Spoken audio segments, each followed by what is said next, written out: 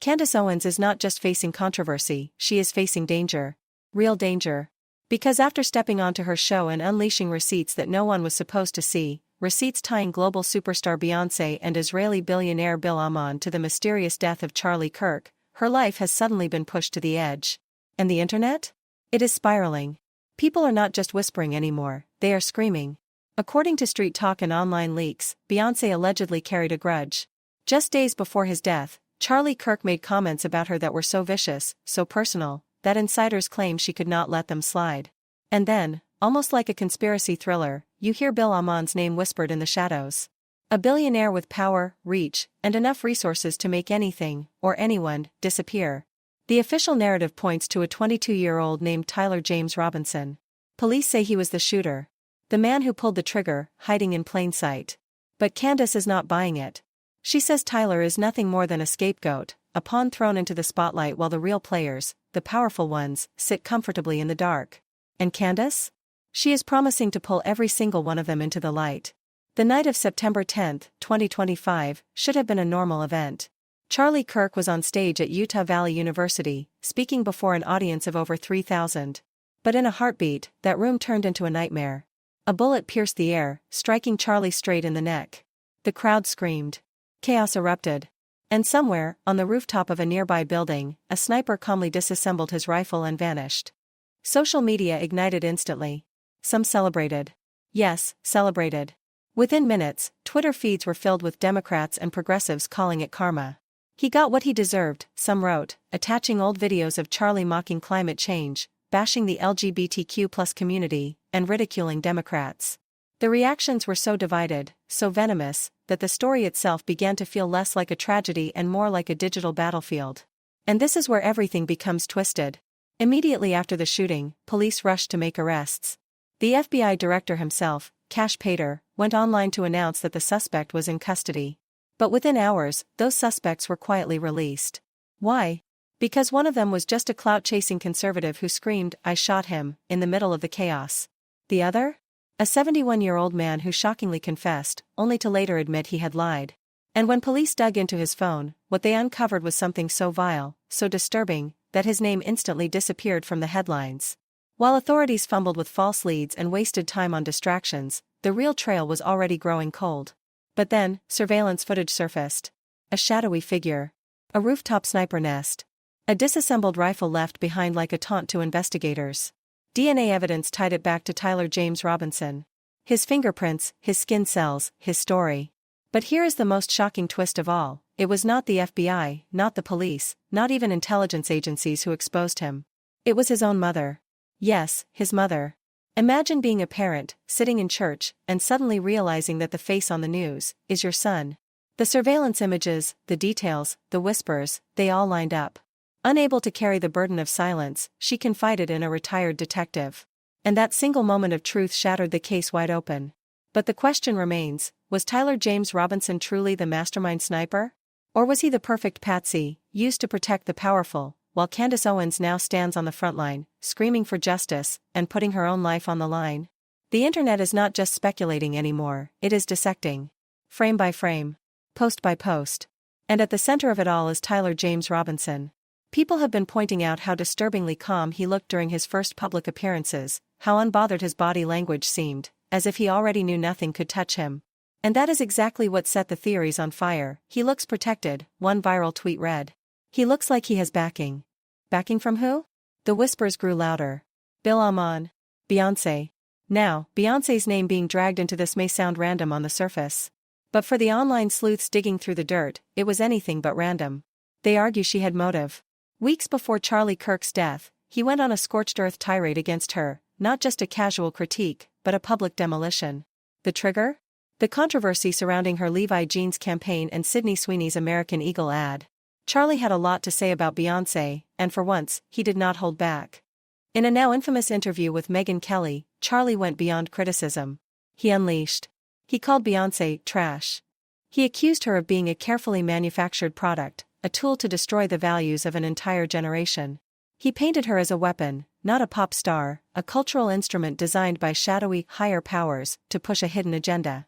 The way he said it made viewers shiver. He spoke with conviction, as if he knew something the public did not. As if the entertainment industry was a massive chessboard and Beyoncé was just another piece moved at will. The clip exploded online, racking up millions of views, sparking vicious debates. Was he exposing something real, or was it just a personal vendetta dressed up as whistleblowing? And here is where the story gets darker. Word on the street, or at least in the darker corners of online forums, is that Beyoncé did not brush it off. Allegedly, she took it personally. No public statement. No PR response. Just silence. But silence, in conspiracy land, is never just silence. According to the whispers, she allegedly chose a more shadowy route, joining forces with some of Charlie's enemies.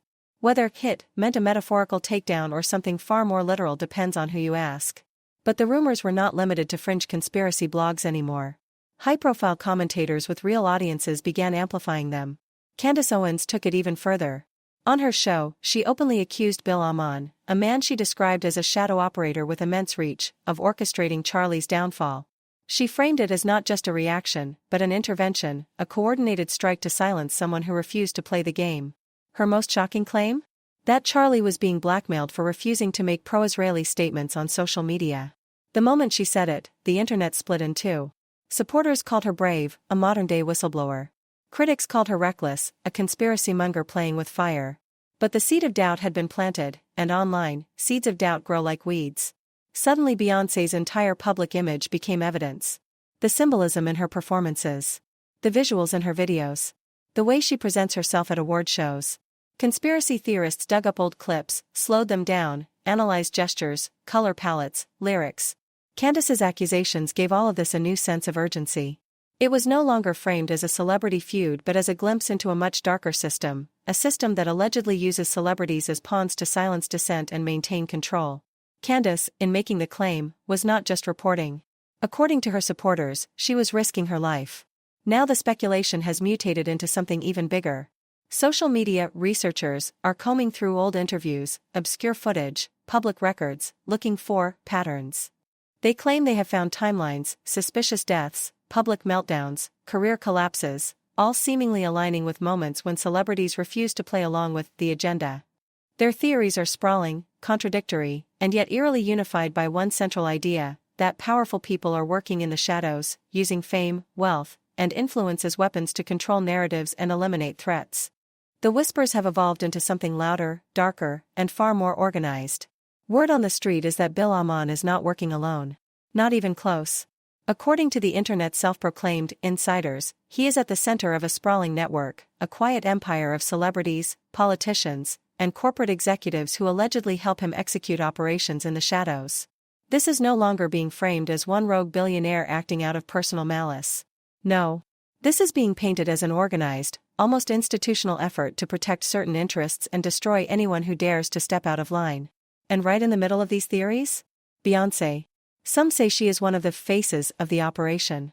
Others believe she is just another pawn, a puppet, tightly controlled, forced to play a role in a game that is much bigger than her.